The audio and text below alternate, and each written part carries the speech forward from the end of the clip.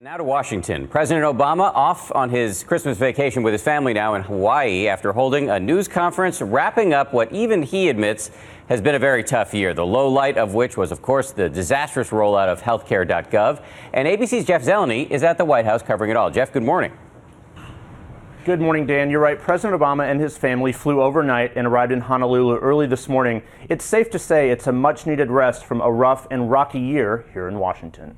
This morning, President Obama's agenda is filled with sun and relaxation. But before leaving the White House Friday night, he was focused on damage control. Good afternoon, everybody. Has this been the worst year of your presidency? That's not how I think about it.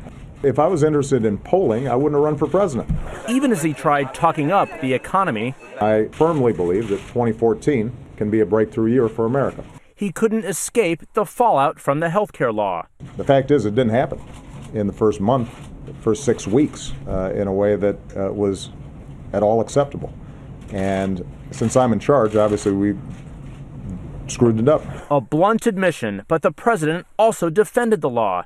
He says 1 million people have signed up for private insurance since October 1st, and more than 500,000 so far this month. But I've also got to wake up in the morning and make sure that I do better the next day, and that we keep moving forward.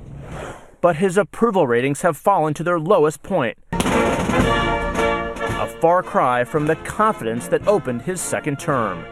The end of the year is always a good time to reflect and see what can you do better next year.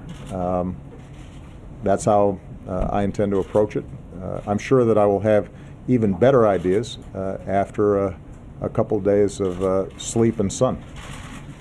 But if President Obama's fifth year was difficult, his aides here tell me they know next year will be even more challenging. It's an election year. Republicans, of course, eager to seize on all his troubles, trying to win back control of the Senate, which would complicate his second term and, of course, his legacy. And of course, second terms are always difficult. Right. Jeff Zeleny, thank you.